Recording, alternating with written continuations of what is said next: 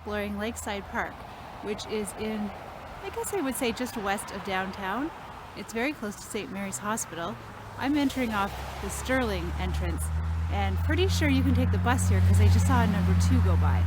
So you can take the number 2 or you can drive, but right now, as this video is being recorded, Sterling's pretty blocked up, so I would come from the west way. Let's explore the park. I don't know how many people know about this park, because to be honest, it took a while for me to find it, but it's an incredible gem in the middle of this big city. Well, mid-sized city. What the entrance to Lakeside Park looks like from Sterling. And then you come around and you can see the first thing you notice is well, I'm pretty sure it's a water filtration plant, but I like it because it has some really cool mid-century, 20th century architecture, which I really like. So let's check that out first. There are a really large number of squirrels in this spot, and it makes you think that you never really see squirrels in a gang. There's a lot of them, but they're solitary. In this case, I think something has fallen from a tree that's attractive to them, and there are many, many of them chasing each other, eating, trying to stay warm. They're all pretty fat. They're probably going to run away as we go past, but they'll come back. And then over here, this is the water filtration plant. So I'm a bit of an amateur architectural history buff, still learning, but I think this looks like it's from the 30s or 40s. Please comment if I am wrong and educate me on anything you know about this very cool building. It's very simple, and it has the characteristic yellow Kitchener brick, which you'll see in a lot of houses in this area, common to this area of the world. I really like the simple decoration here. Those little rectangles or squares at the top are called dentils, and they're actually a very old classical Greek Roman style of decorating that's been modernized here in this building. And I really like the frame, the square frame in the center. It looks like it should hold a name or a title, but it doesn't. So the overall effect of this building is very spare. But next to it is the more modern one. Looks like maybe from the 90s, mid 2000s. That glass is very distinctive of the 2000s. You can see it in a lot of buildings around here. And today it's beautiful, and the combination of the sky on the yellow brick is just gorgeous. So, there's a huge, beautiful old willow tree here, which means there's water nearby.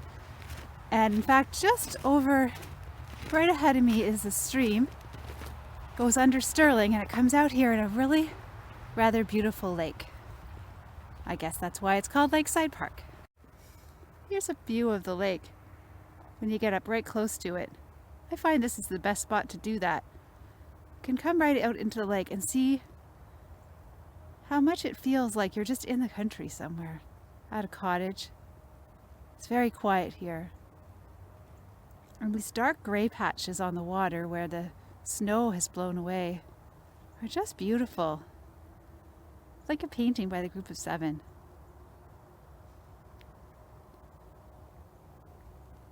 Look at that sky today.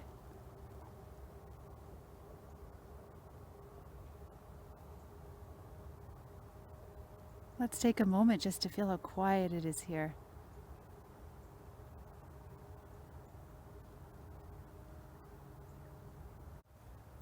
And it's so still. The wind's not blowing at all today. I love the sound these make when the wind blows, but I also really like how quiet and still it is today. You know what kind of tracks these are? They look like dog tracks, so I'm going to say, based on the fact that they're running across the water freely, they probably belong to a fox. Now we're coming up the hill. Park sort of swings around the lake on the left side, I should say the west side, and in the summer this is full of thick trees and leaves. Well, I guess the leaves are thickly on the trees. Anyway, it's very full, and you very much feel like you're on a hike. Well, I'm not going to say Algonquin Park, but maybe Gatineau. It does remind me of the Gatineau. In fact, this whole park reminds me so much of Eastern Ontario that I feel very nostalgic when I'm in it. Do something I often do, which is go a bit off the path. The path is behind me and I'm going up the hill, sort of behind people's houses, but not in their yards. And this hill has a very lovely alpine feel to it.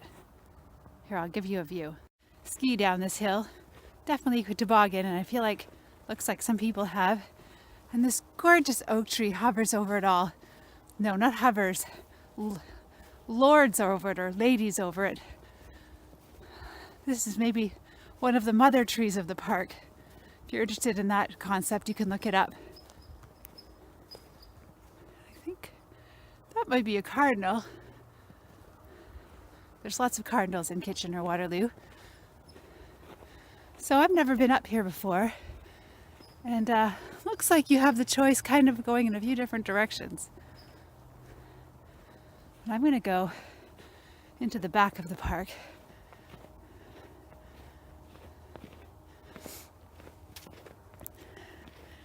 Okay, and this sort of just comes out in a suburban area. I like little corners like this.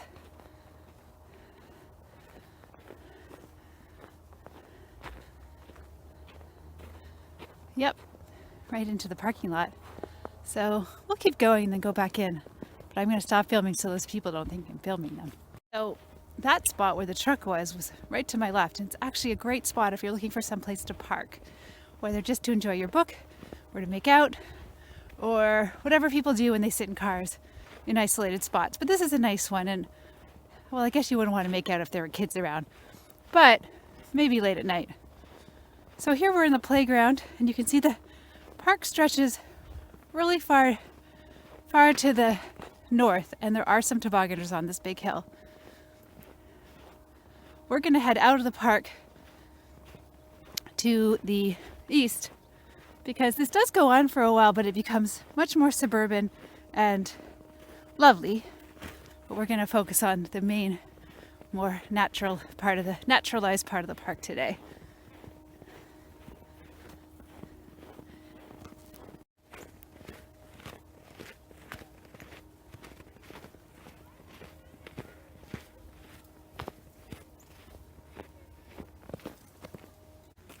So this area of the park is definitely probably not maintained by the city, and that makes it a little more wild.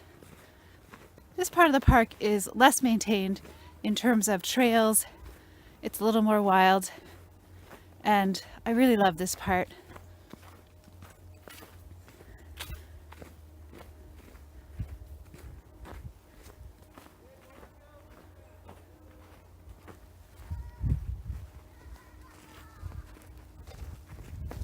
Falling down the hill, woo!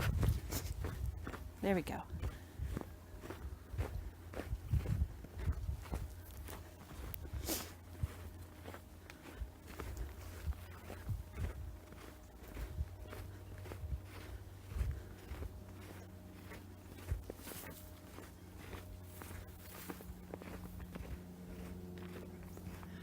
I think sometimes this part of the park can be a little sketchy. Here we're going to cross over a little stream. Ooh, don't fall in. Okay, all good. So as a solo explorer, I don't feel unsafe here, but I keep my eye out. I think sometimes people do camp in this space because it's wild, and I like to give respect and space to folks who are using this space differently than me and with less choice and privilege. And sometimes I just come across people doing drugs or whatever they are doing that they can't do publicly. So just keep my eye out. But when there's no one around, it's very wild and very peaceful.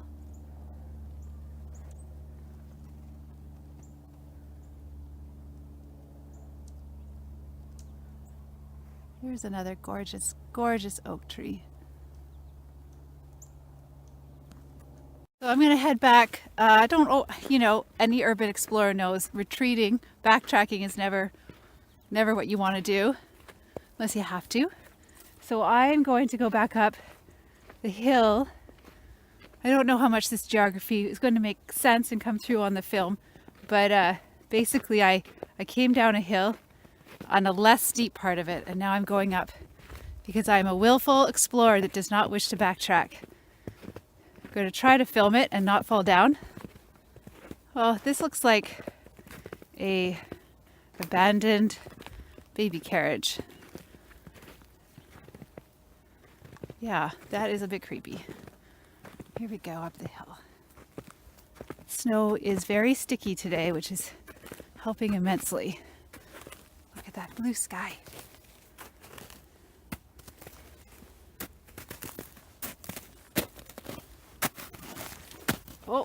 Oh boy. Okay. So I don't think I can film and walk up. Here I am at the top. You can see a little slip, but I'm fine. And I'm looking out at the lake towards the south, and you can see the water filtration plant. This is a gorgeous view in the winter. In the summer, it's not much of a view. There are a lot of trees here. And we come out, joining me on my tour of Lakeside Park. If you have any comments about your experiences in this park, or your experiences discovering it after this video, or if you know any of the history of this park, please put it in the comments. Have a wonderful day and happy adventuring.